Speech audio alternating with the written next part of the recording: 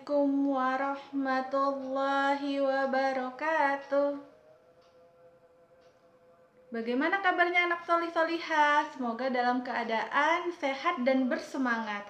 Karena hari ini kita akan belajar bahasa Indonesia, yaitu bagaimana menentukan kalimat utama.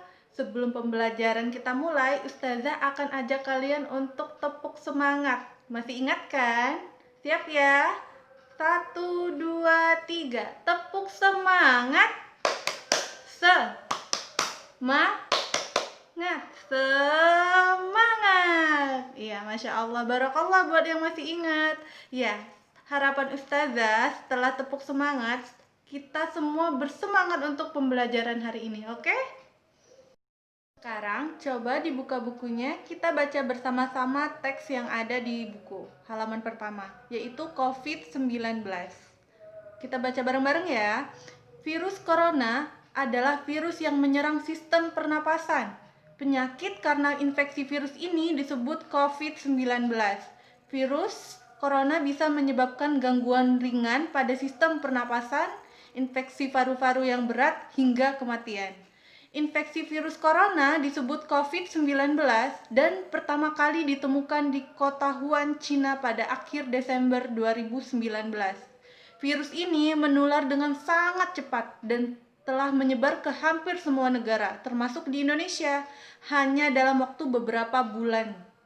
Hal tersebut membuat beberapa negara menerapkan kebijakan untuk memberlakukan lockdown dalam rangka mencegah penyebaran virus corona. Di Indonesia sendiri diberlakukan kebijakan pembatasan sosial berskala besar atau PSBB untuk menekan penyebaran virus ini.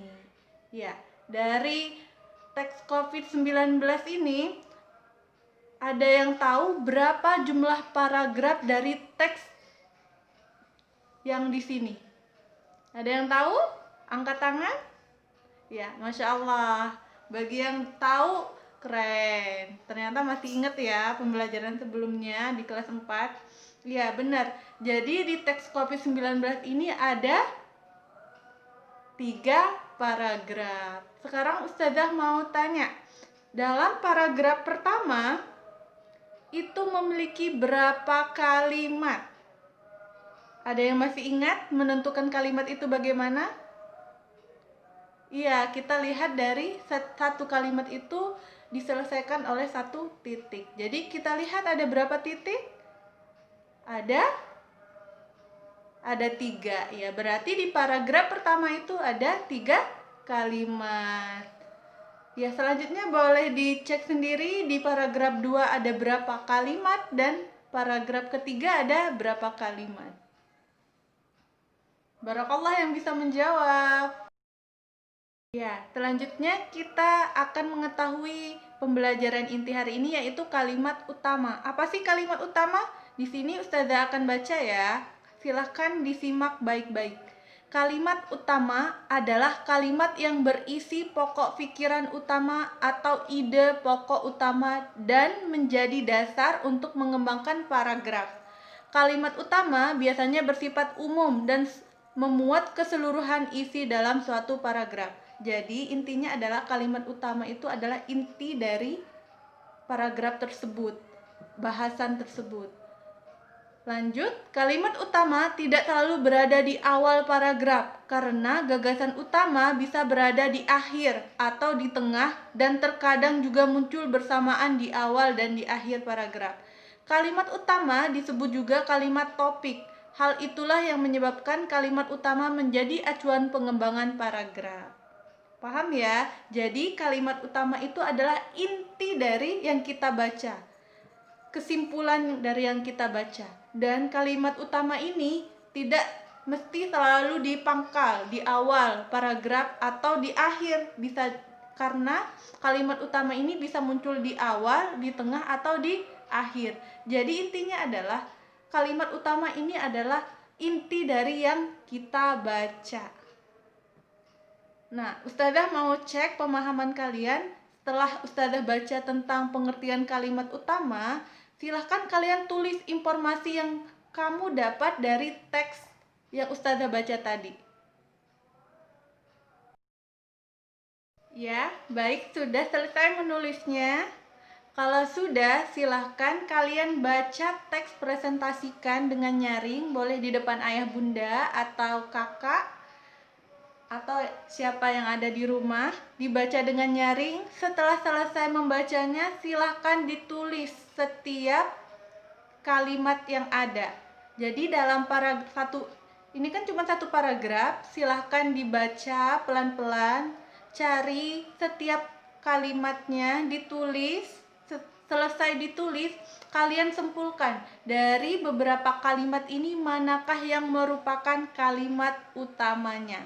Ingat, kalimat utama itu adalah inti dari pembahasan ini. Jadi, dari kalimat itu bisa dikembangkan kalimat-kalimat selanjutnya.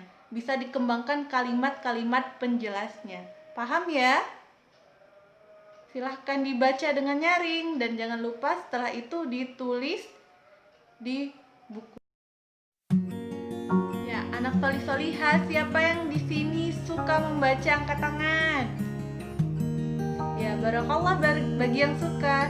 Jadi anak solih-solihah jangan ragu punya kebiasaan membaca atau hobi membaca, karena pepatah mengatakan membaca adalah jendela dunia. Membaca adalah sebuah aktivitas pengembangan diri. Dengan membaca apapun jenis bacaannya, buku, novel, berita, artikel, dan lain-lain, minimal ada satu pelajaran, satu pengetahuan, dan satu solusi atau manfaat di dalamnya. Dari membaca, kita tahu segalanya. Dari membaca, kita bisa mengerti apa yang selama ini tidak kita pahami. Dan dari membaca, kita menemukan solusi atas permasalahan yang sedang kita hadapi. Masya Allah ya. Jadi jangan ragu kalau punya hobi membaca. Dan bagi yang belum punya hobi membaca, ayo sekarang tingkatkan hobi membaca. Karena dalam membaca juga kita bisa mendapat pahala. Kenapa bisa dapat pahala? Ini ada di Quran surat Al-Ankabut ayat 45 yang artinya, bacalah apa yang telah diwahyukan kepadamu, yaitu Alkitab, dan dirikanlah sholat. Sesungguhnya sholat itu mencegah dari keji dan mungkar, dan sungguh mengingat Allah lebih besar, dan Allah mengetahui apa yang kamu kerjakan. Nah, jadi dari ayat ini menunjukkan bahwa Allah saja menyuruh kita untuk rajin membaca, karena begitu banyak manfaat dari membaca. Jadi selain kita mempunyai manfaat dunia, kita juga mendapatkan pahala yang Allah janjikan, karena membaca ini adalah perintah Allah. Ketika kita yakin kita melakukan sesuatu itu karena Allah, maka pahala yang Allah janjikan itu akan kita dapat. Ya, baik, terima kasih buat yang hari ini bersemangat mengikuti pembelajaran. Semoga pembelajaran kedepannya tetap semangat dan semakin semangat. Ustazah akhiri, wassalamualaikum warahmatullahi wabarakatuh. Sampai jumpa di pembelajaran berikutnya. Dadah.